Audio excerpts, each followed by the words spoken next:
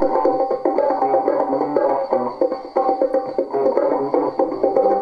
Video News, baby. You know what time it is. KP's Video News. KUUMBA.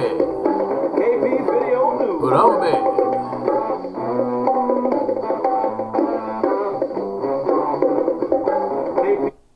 That's right, time for the news.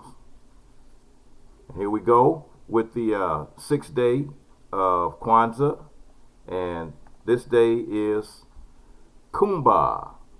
The sixth day, KUUMBA, means creativity and sets the tone for the sixth day of KWANZAA. This day occurs on New Year's Eve and considered special. There is often a celebration or feast that accompanies the ritual of lighting the candles for this day, the last of the red ones.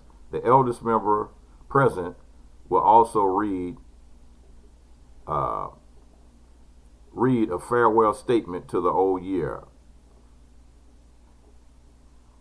So, you know, that's a very coincidental situation, because I was yesterday I got to the second part of that dark history of the United States on New Year's, and one thing that did come out of that was that historically black churches have a celebration on New Year's Eve, celebrating freedom on New Year's Eve from the old ways of doing things that they were doing, really crazy things out there on New Year's Day, by selling black people into slavery and basically renting them out, the ones that were already in slavery.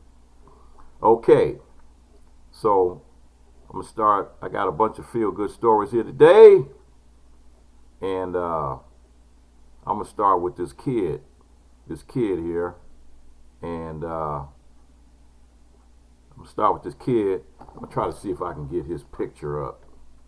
So I can get his picture up here. If I can get his picture up. Little seven-year-old kid, and he's reported to be one of smashing records as the fastest boy in the country.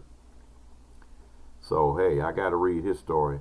At age 7, Rudolph Ingram Jr., also known as Blaze the Great, has already broken several records and has become the fastest boy in the country, showing early signs of possibly becoming the next Usain Bolt. Blaze's father, Rudolph Ingram Sr., shared that the little boy started training when he was only 4 years old, right after watching the Olympics. Since then, he has shown great athleticism.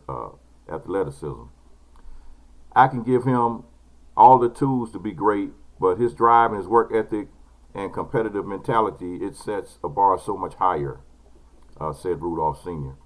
Most of his 100-meter dash clocked at 13.48 seconds smashed the U.S. track and field records for his age group. It was even just seconds behind the record for sprinters at 17 and 18-year-olds. I feel great anyways I train for it, said Blaze, who dreams to get into the NFL someday. His father has always been hands-on in his training to prepare for his future, but still lets him be a kid. He watched the Usain Bolt documentary and has seen a lot of people's documentaries, and he realizes that they were doing the same thing that he was doing at that age. So he could see where this would lead to, he said. Blaze has caught the attention of many people, including football players O.J. Howard and Mike Evans of the Tampa Bay Bucks, and the basketball star LeBron James.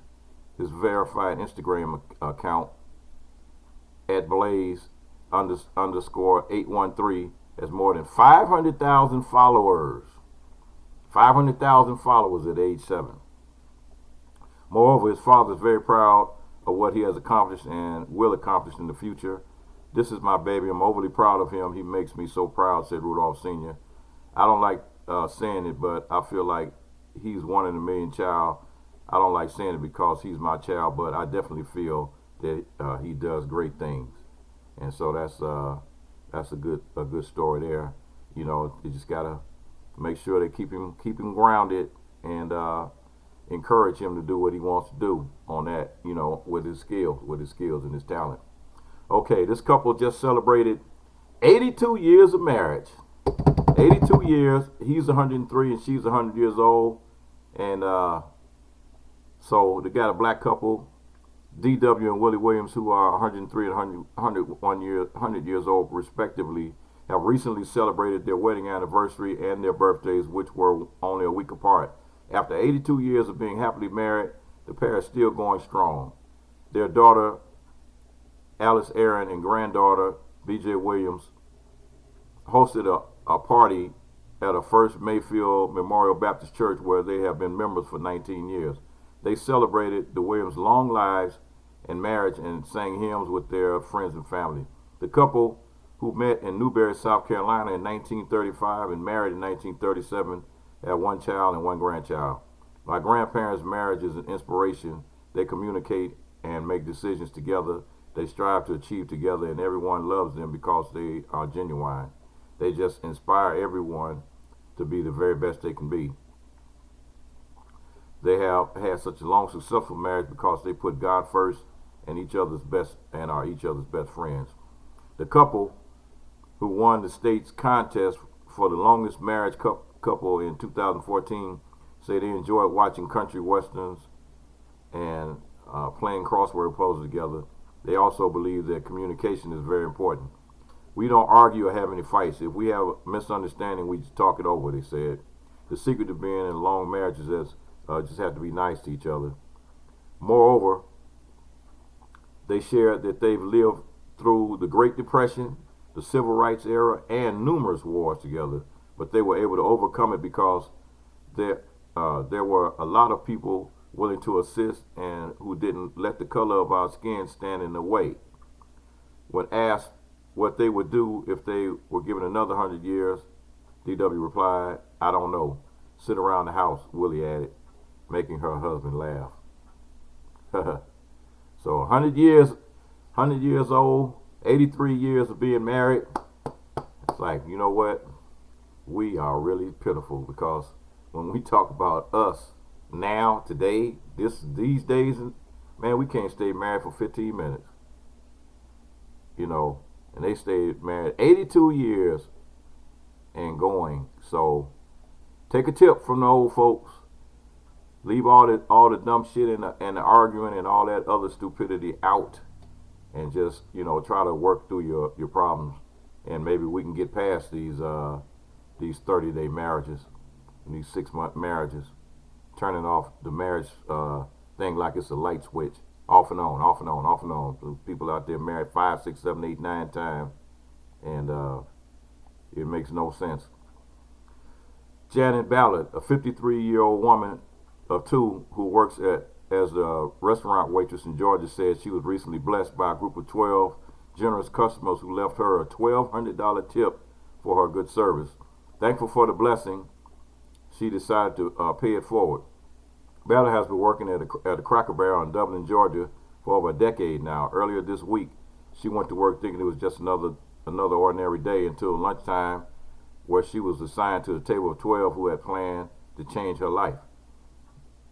I connected with them immediately, Ballard told Food. I'm a people person, and I start with greeting them and finding out what needs they have, if they have allergies or whether they're vegan. Everything that they can possibly need or want, I try to hone in on those things when I'm talking to that individual, taking that individual order. At the end of their meal, the group handed her a greeting card. She thought it was just a simple greeting card, but when she was surprised when she unfolded it and saw it was filled with cash. Counting the money, so she got so choked up by the time she got to $400. They wanted me to count it out loud. By the time I got to 400, I was like, my goodness, this is really happening. I got so emotional, and I don't like to cry with the camera in my face, but I didn't even care at that point, she continued. I had 12 total strangers saying, hey, we care enough about you because of how you made us feel, and while we were dining, and we want to be a blessing to you and your family. James Deal, one member of the group, that gifted Ballard with cash said that he and his friends had each contributed $100 because they felt it was the right thing to do. He wrote on Facebook, "What a wonderful day with friends, and we celebrate our first annual $100 breakfast. We all gave the waitress Janet a $1,200 tip."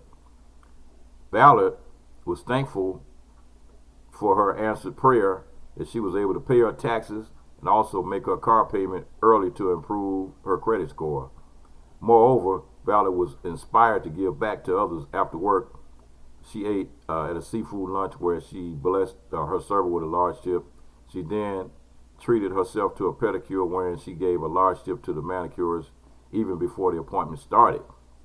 Because of the gift of love and caring and sharing, I'm able to do not to only be a better Janet, but I'm also able to be an example for other people this time of the year who don't have hope, Ballard said. So that's amazing story. You know, you talk about somebody that did the right thing, and it's like treating people when you go to a restaurant and you get good service and people just, treat you like a human being, and they do the right thing. You don't mind giving them a tip. You don't mind hooking them up. But I'm gonna say it. I've been to a couple of restaurants, not too in the past this year, that gave me so much. The bad service was so bad, I'll never go back over there, ever. So it's all about the service most of the time. With me, the food is okay, but it's all about the service. Here's the lady that got the tip. Black lady that got the tip right there, and there she is, getting her cry on over there. $1,200, treating people good. So that's what treating people good will get you. It will get you rewarded. Video news, y'all. KP Video News, y'all. Yep. KUUMBA. 6th day of KWANZAA. KUUMBA.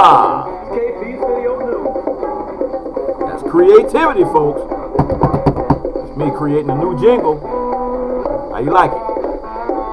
The drum beats the message.